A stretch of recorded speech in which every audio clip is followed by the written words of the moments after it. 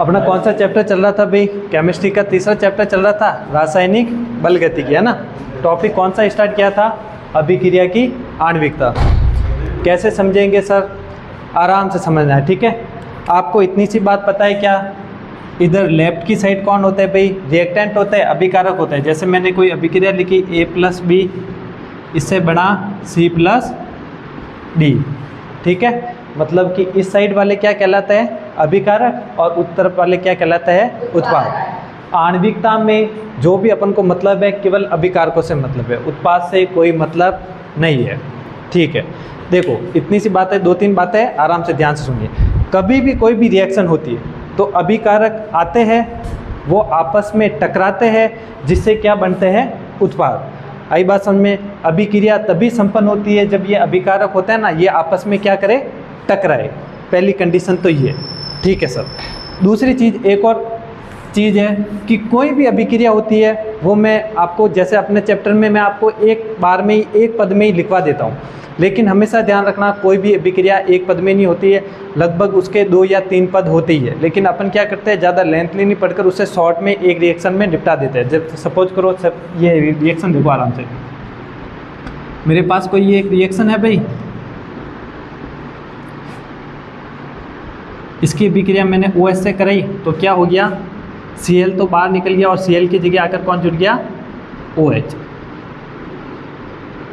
ठीक है सर, ये रिएक्शन आराम से, कोई दिक्कत नहीं है। ये OH आकर इस Cl की जगह जुड़ गया और Cl बाहर निकल गया।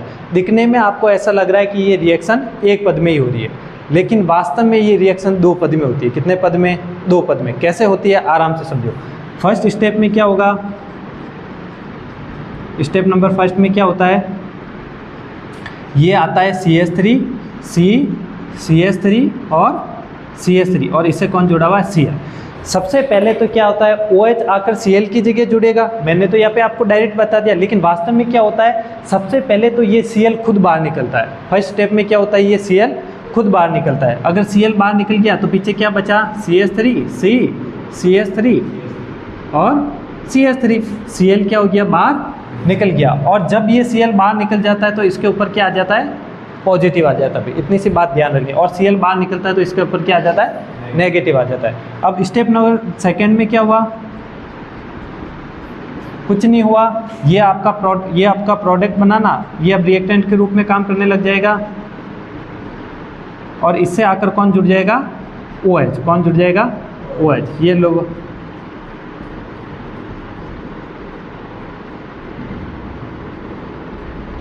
देखो आराम से समझो। जब मैंने इसे शॉर्ट में लिखा, शॉर्ट में क्या लिखा? ये अभिकारक, ये भी अभिकारक, तो Cl बाहर निकल गया और OH जुड़ गया। लेकिन वास्तव में अब ध्यान से देखो, ये अभिक्रिया 2 पद में हो रही है कि नहीं हो रही है भाई? हो रही है सर। देखो CH3, Cl सबसे पहले बाहर निकलेगा और Cl माइनस के रूप में हो गया। फिर दूसरी बार कौन आता है? OH। इससे आपको ये आइडिया होगा कि सही बात है सर, आप बहुत सारी रिएक्शन लिखाता तो मैं एक फॉर्म में ही हूँ, डायरेक्ट लिखवा देता हूँ, लेकिन वास्तव में हर अभिक्रिया कितने पदों में होती है? 2 पदों में, या 2 से ज़्यादा 3-4 पदों में भी हो सकती है। इस जो ये फर्स्ट पद है इसको बोलते हैं प्राथमिक अभिक्रिया। क्या बोलते हैं? प्राथमिक अभिक्रिया। और वास्तव में अभिक्रिया की आणविकता में अपन को मतलब भी इससे ही है, क्योंकि ये जो फर्स्ट स्टेप होता है ना, ये होता है स्लो स्टेप। कैसा होता है? Slow step. स्लो स्टेप पर ही अभिक्रिया की आणविकता भी निर्भर करती है। 2 चीज़ें आपको पता चली, एक तो अभिकारक आपस में टक्कर मारते हैं जिससे उत्पाद बनते हैं, और एक चीज़ आज और नहीं पता चली कि कोई भी अभिक्रिया एक पद में संपन्न न होकर 2 या 2 से अधिक पदों में संपन्न होती है। बात करते हैं अपन अभिक्रिया की आणविकता पर, ठीक है।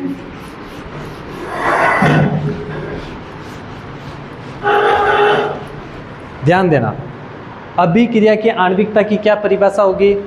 किसी रासायनिक अभिक्रिया की प्राथमिक अभिक्रिया। कैसी अभिक्रिया? प्राथमिक। मैंने लिखा कोई भी रासायनिक अभिक्रिया, उसकी स्टेप नंबर फर्स्ट, किसी रासायनिक अभिक्रिया की प्राथमिक अभिक्रिया में समझ में आ गया? प्राथमिक अभिक्रिया मतलब जो फर्स्ट स्टेप होती है, मैंने उसे प्राथमिक अभिक्रिया कहा।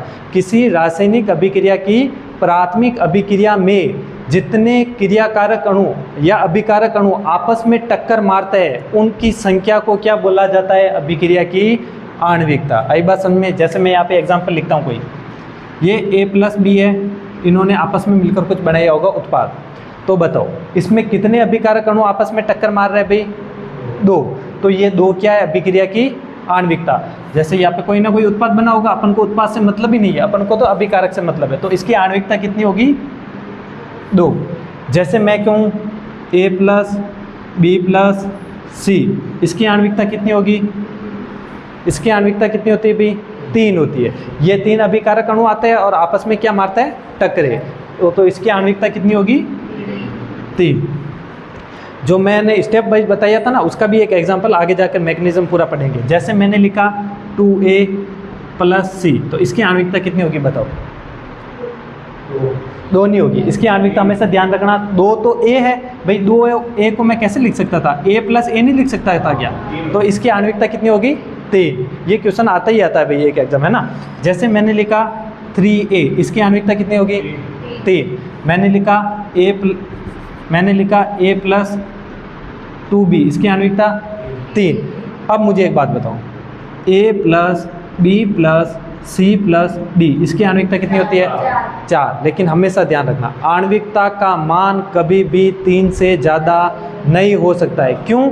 क्योंकि 3 से ज़्यादा अभिकारकों का आपस में टक्कर मारकर उत्पाद बनाना संभव नहीं है। तो कितनी बातें पता चली भाई, 2-3 बातें पता चली। एक तो क्या पता चली, परिभाषा सिंपल सी, किसी रासायनिक अभिक्रिया की प्राथमिक अभिक्रिया में भाग लेने वाले क्रियाकारक अणु जो आपस में क्या मारे, टक्कर, उनकी संख्या क्या कहलाती है, अभिक्रिया की आणविकता। ठीक है, अभिक्रिया की आणविकता कभी भी 3 से ज़्यादा नहीं होती है।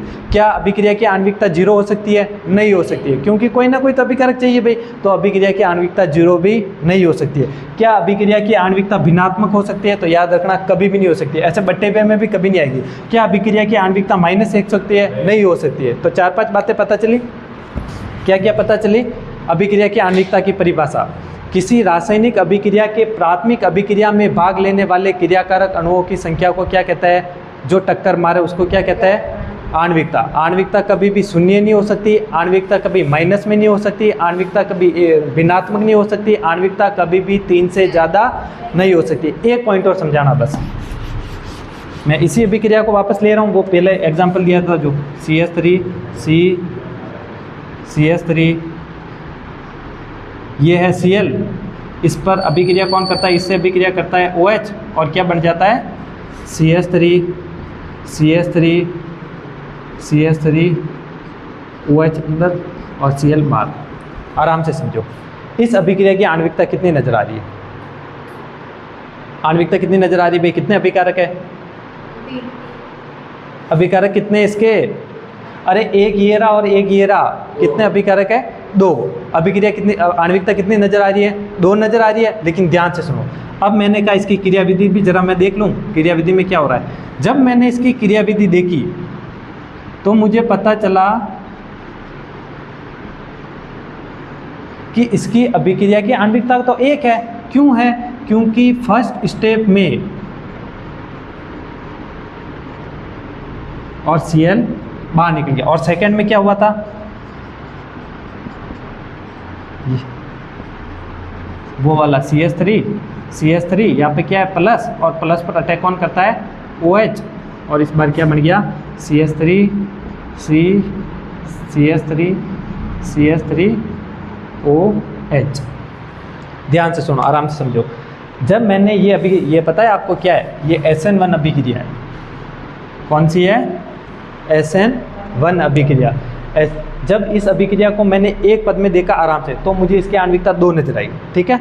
लेकिन जब मैंने इसे वापस इसकी स्टेप वाइज देखा तो इसकी अभिक्रिया की आणविकता कितनी होती है, वास्तव में इसकी कितनी होती है 1। इसीलिए मैं बोलता हूँ कि किसी अभिक्रिया को ऐसे देखकर पता, आणविकता नहीं पता ही जा सकती।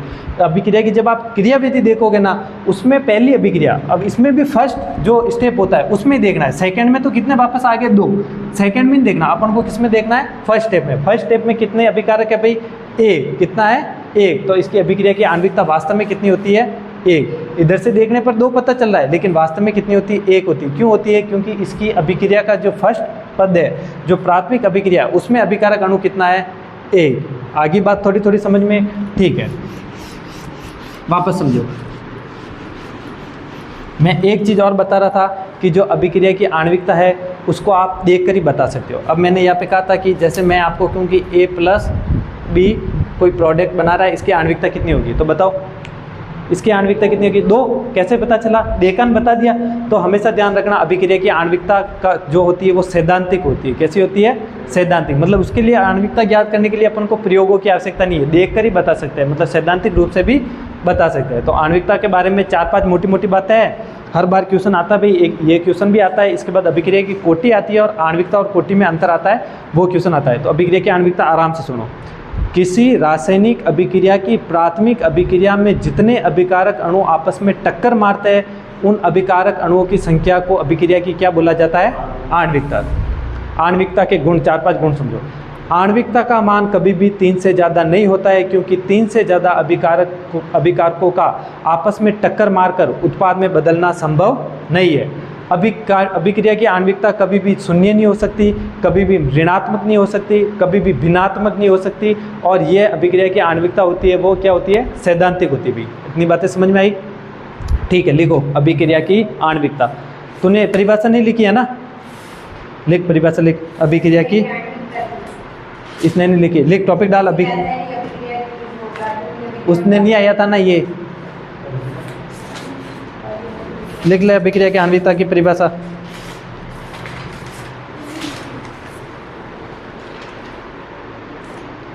लिख किसी अभिक्रिया में, किसी रासायनिक अभिक्रिया में, परिभाषा लिख लो। किसी रासायनिक अभिक्रिया में, ऐसे लिखो, किसी रासायनिक अभिक्रिया की, किसी रासायनिक अभिक्रिया की प्राथमिक अभिक्रिया में, किसी रासायनिक अभिक्रिया की प्राथमिक अभिक्रिया में भाग लेने वाले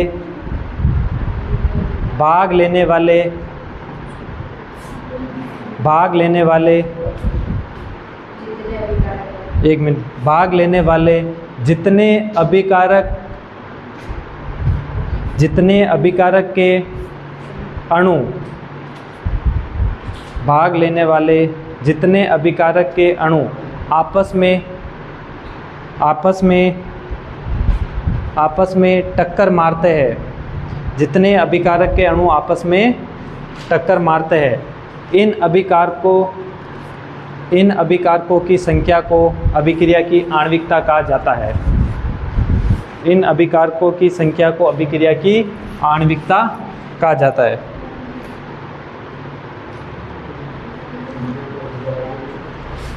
इन अभिकारकों की संख्या को अभिक्रिया की आणविकता कहा जाता है। अब तुम सब भी साथ में लिखो,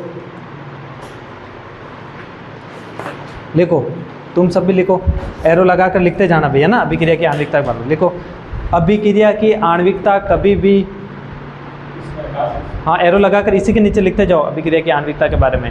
अभिक्रिया की आणविकता कभी भी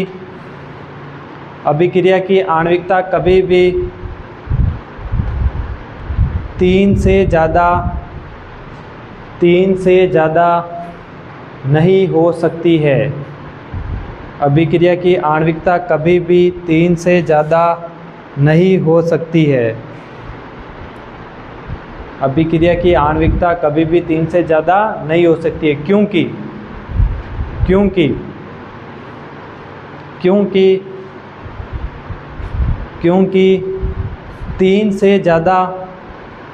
क्योंकि 3 से ज़्यादा अभिकारकों का टकराकर, 3 से ज़्यादा अभिकारकों का आपस में टकराकर, ऐसे लिखो, 3 से ज़्यादा अभिकारकों का आपस में टकराकर उत्पाद में बदलना संभव नहीं है। 3 से ज़्यादा अभिकारकों का आपस में टकराकर उत्पाद में बदलना संभव नहीं है। ठीक है, जब भी आणविकता का क्वेश्चन आएगा ये लाइन आपको एक्स्ट्रा ऐड करनी है। एरो नंबर 2,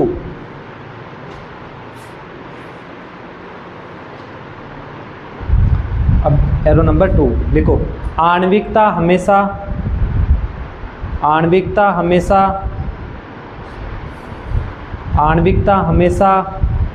पूर्णांक में होती है।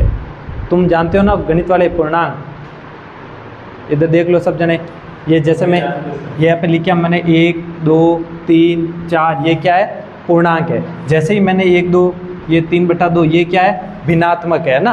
तो अभिक्रिया की आणविकता ऐसे होती है, या तो 1 होगी या 2 होगी, 3 होगी या 4 होगी। देखो अभिक्रिया की क्या लिखा मैंने, आणविकता हमेशा पूर्णांक में होती है।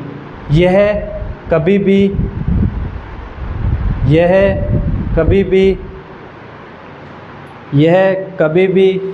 शून्य, यह कभी भी शून्य कॉमा भिन्नात्मक, यह कभी भी शून्य कॉमा भिन्नात्मक, भिन्नात्मक मतलब 1/2 ऐसे है ना, ऐसे लिखते हैं भिन्नात्मक,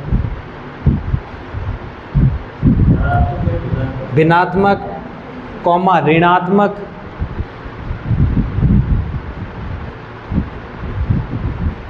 यह कभी भी शून्य कॉमा भिन्नात्मक कॉमा ऋणात्मक व दशमलव में नहीं हो सकती। व दशमलव मतलब ऐसे भी नहीं हो सकती कि इसकी आणविकता 1.5 हो, ऐसे है ना। व दशमलव में नहीं हो सकती।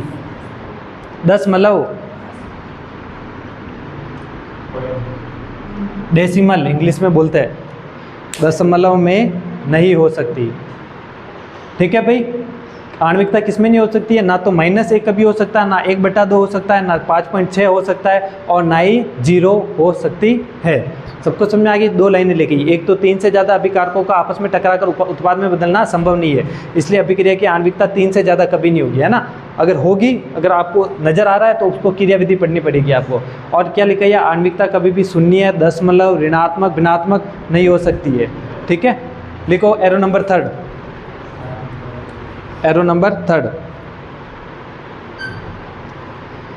ये बताओ सैद्धांतिक मान है या प्रायोगिक मान। आणविकता क्या है, आणविकता एक सैद्धांतिक मान है, अर्थात अभिक्रिया की क्रियाविधि देखकर ही हम इसका मान ज्ञात कर सकते हैं। लिखो एरो नंबर 3 में लिखो, यह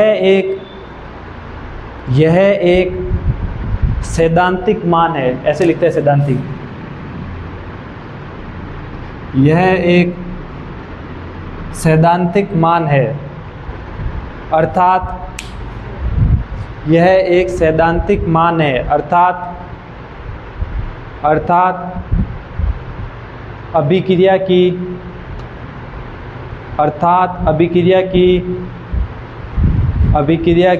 क्रियाविधि को देखकर, अभिक्रिया की क्रियाविधि को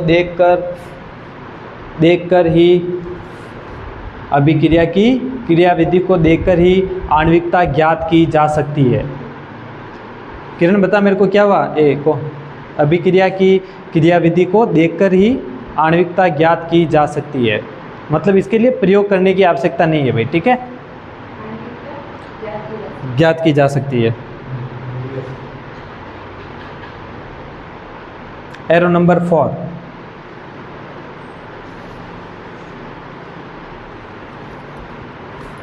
यदि, एरो नंबर 4 में लिखो,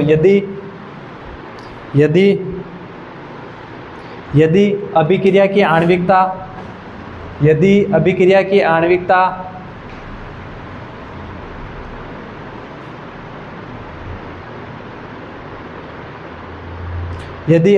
आणविकता इधर देखो 1, 2 व 3 हो तो इन्हें क्रमशः एकाणुक, द्विअणुक व त्रिअणुक अभिक्रिया व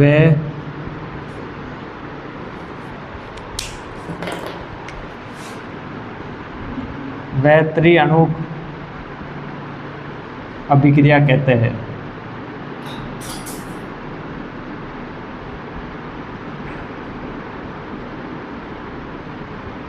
यदि अभिक्रिया की आणविकता 1, 2 व 3 हो तो इन्हें क्रमशः एकाणुक, द्विअणुक व त्रिअणुक अभिक्रिया कहते हैं। अब मुझे थोड़ी सी एक बात बताओ, क्या आपने कभी SN1 नाम सुना है भाई? क्या आपने कभी SN2 नाम सुना है? SN1 में आणविकता कितनी होती है और पद कितने होते हैं, बताओ जरा। आणविकता तो होती है, आणविकता कितनी होती है 1, मतलब कि उसमें क्रियाकारक अणु कितना होगा 1। SN2 में कितनी होती है आणविकता 2, मतलब कौन सी, ये वाली द्विअणुक होती है ना, उसमें अभिकारक कितने होते हैं 2, है ना। उस समय मैंने बताया था कि SN1 SN2 को द्विअणुक नाभिक से नहीं प्रतिस्थापन अभिक्रिया बोलते हैं। क्यों बोलते हैं आज पता चला, क्योंकि उसमें अभिकारक कितने होते हैं 2 होते हैं, इसलिए उसे द्विअणुक। और SN1 में अभिकारक कितना होता है 1 होता है, इसलिए उसे क्या कहता है एकाणुक कहते थे, ठीक है। इसी के साथ आणविकता, ये आणविकता की 4-5 मोटी मोटी बातें पता चली। क्या होता है एक बार ब्रीफ से सुन लो एक बार।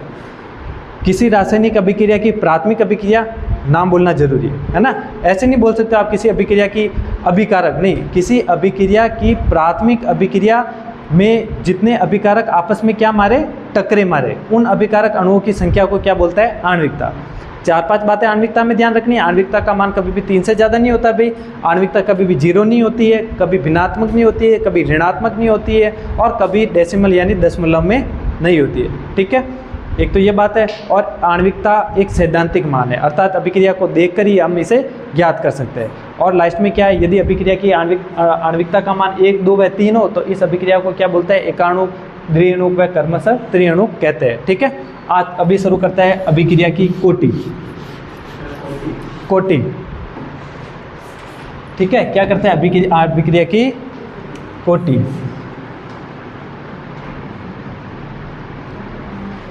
पूरा चैप्टर इसके ऊपर चलेगा भी आगे।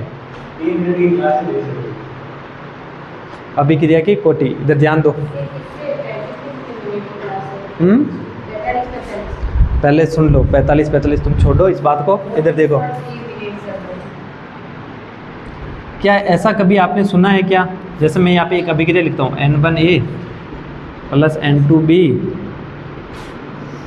M1C प्लस M2D, ये कभी ऐसा देखा है क्या आपने?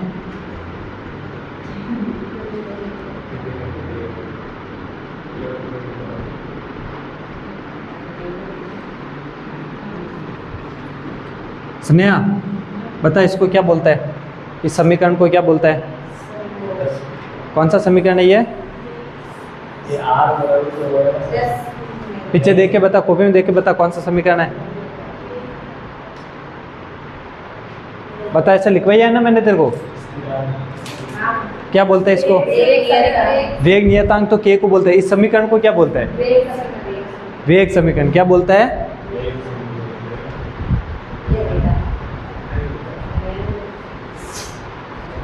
थोड़ा सा इधर देखो, कल्पना खड़ी हो, ये ए और बी क्या है यहाँ पे, इस रिएक्शन में ए और बी क्या है?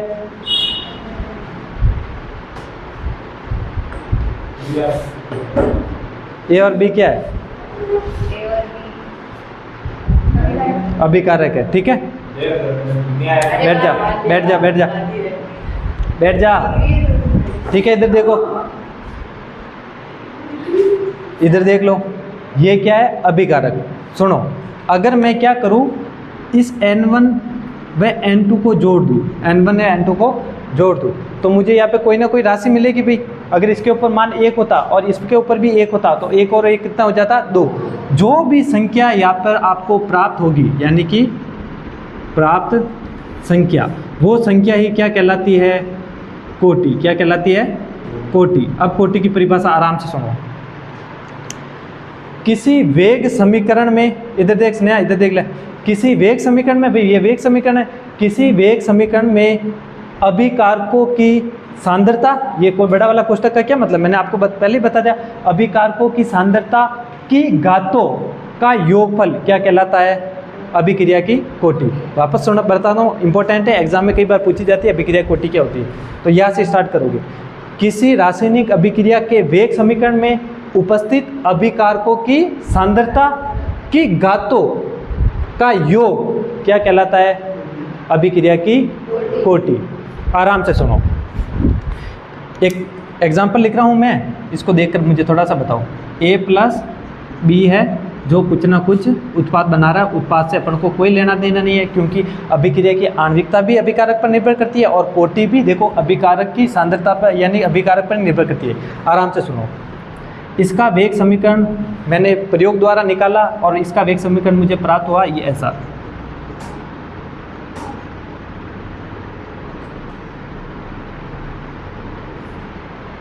ठीक है, ये आपको एक रासायनिक समीकरण दी और ये आपको एक रासायनिक वेग समीकरण दिया।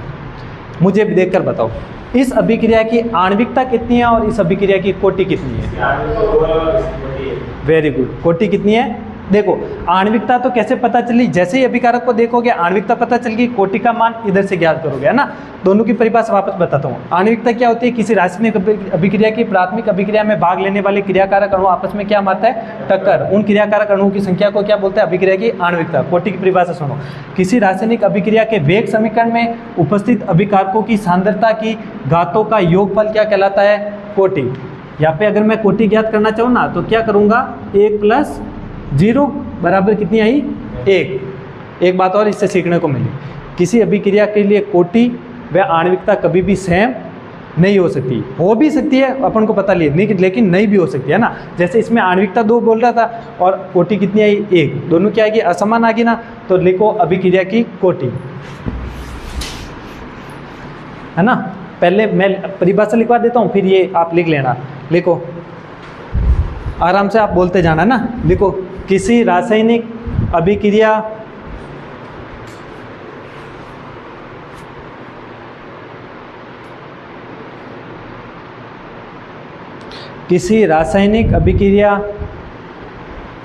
के वेग समीकरण में, किसी रासायनिक अभिक्रिया के वेग समीकरण में, अब यहाँ से आगे कौन बोलेगा? किसी रासायनिक अभिक्रिया के वेग समीकरण में उपस्थित अभिकारकों की सांद्रता, बड़े वाले कोष्ठक का मतलब होता है सांद्रता। ए भी तो अभिकारक, लेकिन ये बड़ा वाला कोष्ठक भी तो है, इसका मतलब ये क्या मतलब है? सांद्रता। मैं यहाँ पे लिख भी लेता हूँ, जिसने लिख लेना भाई। बड़े वाले कोष्ठक का क्या मतलब है? सांद्रता। किसी अभिक्रिया के वेग समीकरण में उपस्थित, लिखो आगे, वेग समीकरण में उपस्थित अभिकारकों की सांद्रता, अभिकारकों की सांद्रता की घातों का योगफल, अभिकारकों की सांद्रता की घातों का योगफल उस अभिक्रिया की कोटि कहलाती है। उस अभिक्रिया की कोटि कहलाती है। जिसको भी थोड़ा बहुत हिंट चाहिए तो ये बातें लिख लो भैया ना। हाँ लिख लो, इससे पता चलेगा वेग समीकरण में ये n1 + n2 क्या है? कोटि है भाई।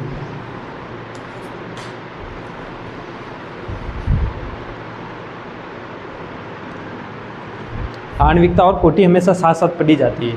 एक बहुत फेमस क्वेश्चन आता है भाई, आणविकता व कोटि में कोई अंतर बताइए। जैसे पूछ लेते हैं कभी 4 अंतर बताइए, 5 अंतर बताइए, तो मैं आपको ये पूरा पढ़ा देता हूँ, इसके बाद आप देखकर ही बता दोगे।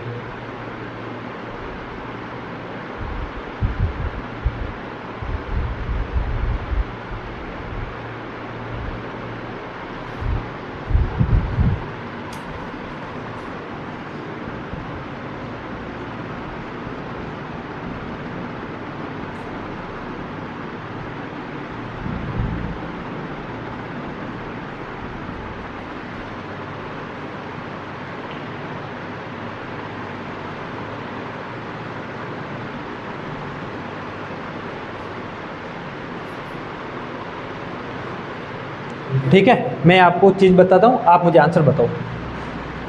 इसकी कोटि कितनी होती है? ठीक है, वेरी गुड। इसकी कोटि कितनी होगी? 1.5। ठीक है, और इसकी कोटि कितनी होगी?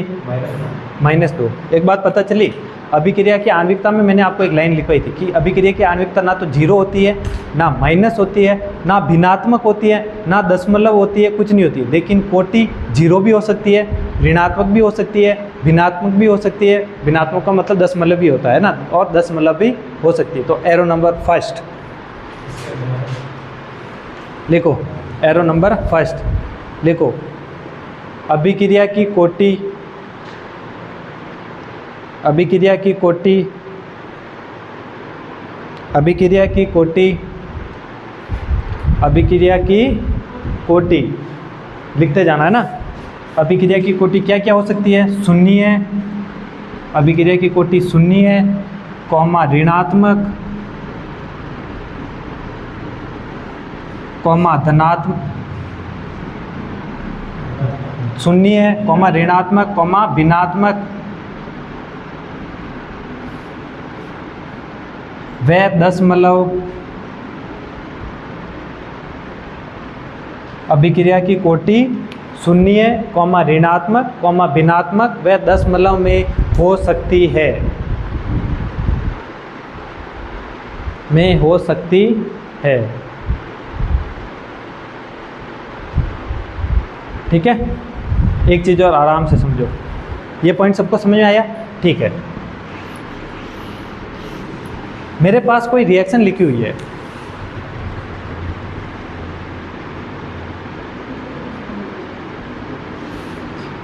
इस अभिक्रिया को देखकर बताओ इसकी आणविकता कितनी होती है। इस अभिक्रिया को देखकर बताओ इसकी कोटि कितनी होती है। नहीं बता सकते। तुम बता सकते हो क्या? जब तक प्रयोगों से मुझे इसकी घात नहीं पता चलेगी तब तक मैं कोटि नहीं बता सकता। तो आणविकता तो एक सैद्धांतिक मान है, लेकिन कोटि एक प्रायोगिक मान है, अर्थात इसे केवल देखकर नहीं बता सकते। इसके लिए क्या करना पड़ता है भाई? प्रयोग करना पड़ता है। लिखो एरर नंबर 2 में लिखो, अभिक्रिया की कोटि, अभिक्रिया की कोटि एक प्रायोगिक मान है। अभिक्रिया की कोटि एक प्रायोगिक मान है। ऐसे कोष्टक में हिंट के लिए लिख लो, अभिक्रिया को देखकर ही, अभिक्रिया को केवल देखकर नहीं बता सकते, हिंट के रूप में लिख लो। इसके लिए कोष्टक में लिख लो, अभिक्रिया को हिंट के रूप में कोष्टक में लिख लो, अभिक्रिया को इसी में कोष्टक आगे बढ़ाकर लिख लो, अभिक्रिया को देखकर, अभिक्रिया को देखकर कोटि को नहीं बता सकते हैं। भाई आणविकता तो अभिक्रिया को देखकर बता सकता है, लेकिन कोटि अभिक्रिया को देखकर नहीं बता सकते हैं। इसके लिए प्रयोग किया जाता है। इधर देख स्नेहा, इधर देख, अभिक्रिया को केवल देखकर नहीं बता सकते, इसके लिए प्रयोग करना पड़ता है। बस इतनी सी लाइन लिख लो, अभिक्रिया को केवल देखकर नहीं बता सकते, अभिक्रिया की कोटि को केवल देखकर नहीं बता सकते, इसके लिए प्रयोग करना पड़ता है। ऐसे हिंट के रूप में तुम बता देना, है ना।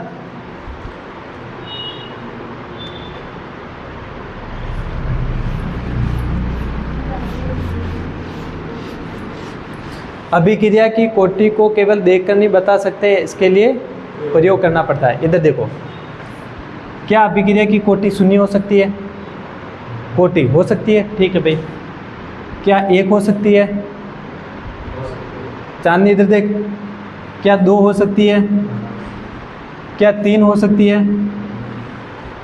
जब मैंने आणविकता की बात की तो इसको तो बोला था एकाणुक, इसको बोला था द्विणुक और इसको बोला था त्रिणुक। अब मैं कोटि की बात करता हूँ। यदि कोटि का मान 0, 1, 2 व 3 हो, वह 3 हो, तो इन्हें क्या कहा जाता है? शून्य कोटि की अभिक्रिया, प्रथम कोटि की अभिक्रिया, बोलो, द्वितीय कोटि की और अभिक्रिया, और तृतीय कोटि की अभिक्रिया कहा जाता है। ठीक है, एरो लगाकर ये लाइन भी लिख लो, इसी के साथ कोटि खत्म भाई।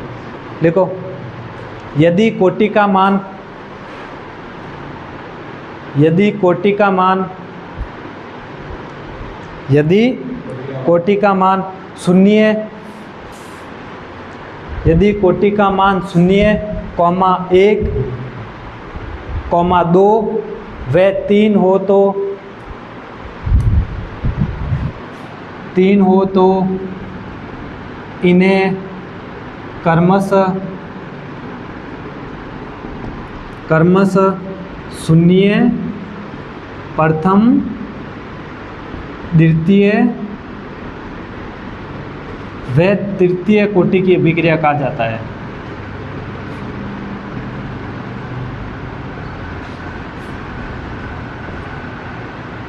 वह तृतीय कोटि की अभिक्रिया कहा जाता है।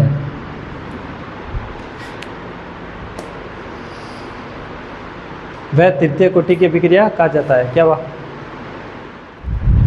मैं कुछ एग्जाम्पल लिखता हूँ, आप मुझे उसकी कोटि बताइए ना।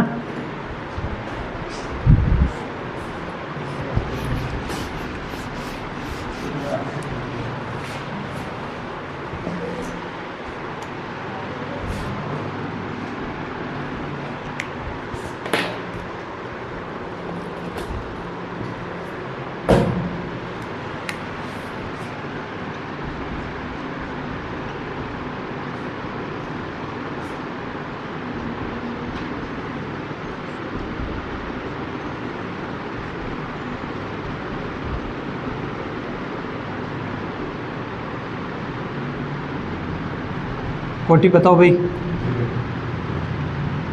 कितनी होती है? 0 है ना। क्यों होती है? क्योंकि H2 की सांद्रता की घात भी क्या है? 0 और Cl2 की सांद्रता की घात भी क्या है? 0। ये वैज्ञानिकों ने ऐसा निष्कर्ष निकाला भाई। ठीक है, एक एग्जाम्पल तो ये लिख लो, ऐसे पता रहेगा। मार्कर दूसरा नहीं है क्या?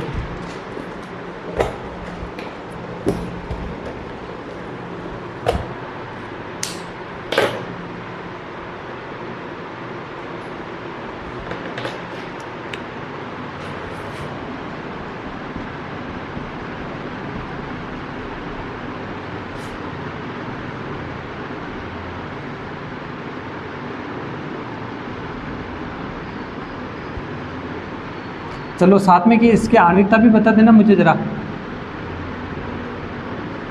साथ में आणविकता भी बताना। इसकी होती है 2 है ना। ठीक है,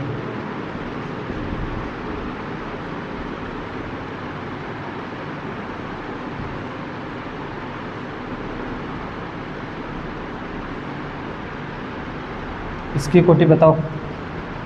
ये 2 एग्जाम्पल बहुत है, ऐसे पता चल जाएगा आपको। कोटि बताओ भाई। 1 + 1/2 यानी कि 3/2। आणविकता कितनी होगी? 2। लिख लो जल्दी से, दोनों एग्जाम्पल लिख लो।